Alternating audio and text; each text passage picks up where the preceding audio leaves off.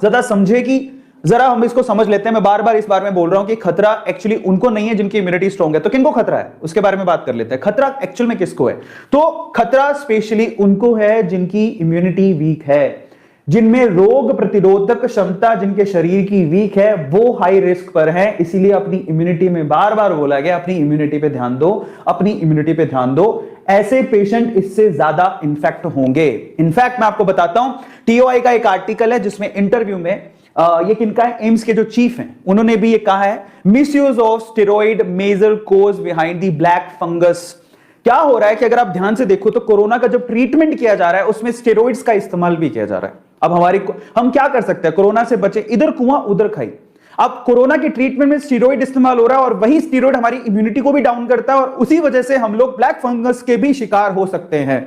तो हम लोग इधर कोरोना से बचें तो उसके लिए स्टेरॉइड लेना पड़ेगा, स्टेरॉइड का ट्रीटमेंट है, अलग अलग तरह से स्टेरॉइड को लेना पड़ेगा। लेकिन अगर स्टेरॉइड लेते हैं तो उससे इम्यूनिटी डाउन होती है और अगर इम्यूनिटी डाउन हुई तो वहां पर ब्लैक फंगस का भी खतरा बढ़ेगा अगर हमने हाइजीन का ध्यान नहीं दिया तो, साफ सफाई का ध्यान नहीं दिया तो।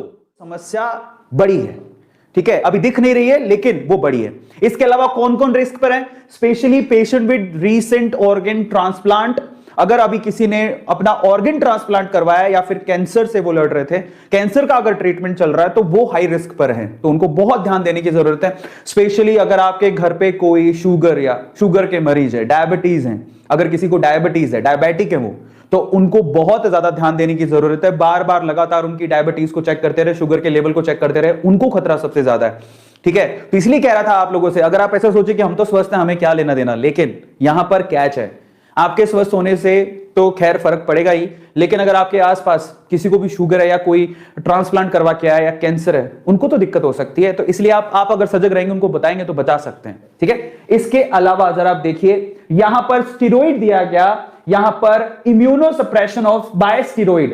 कई बार होता है हमें ट्रीटमेंट के लिए क्या करना पड़ता है, इम्यूनोसप्रेशन करना पड़ता है, वो भी स्टेरॉइड के थ्रू। लेकिन जो स्टेरॉइड ले रहे हैं बेसिकली उनको इसका खतरा काफी ज्यादा है। और इसके अलावा सबसे इंपॉर्टेंट चीज जरा समझिए, जो कोरोना की वजह से या किसी और वजह से जो भी है, सांस के संबंधी कोई भी बीमारी अगर आपको, और अगर आप हॉस्पिटलाइज हैं, स्पेशली कोरोना जो भी इस वक्त चल रहा है, ठीक है, वो जो एक रेस्पिरेटरी प्रॉब्लम है स्पेशली, अगर उस वजह से आप हॉस्पिटलाइज हैं तो वहां से भी आपको फंगस, ब्लैक फंगस होने का खतरा है, ब्लैक फंगस से इंफेक्टेड होने का खतरा है।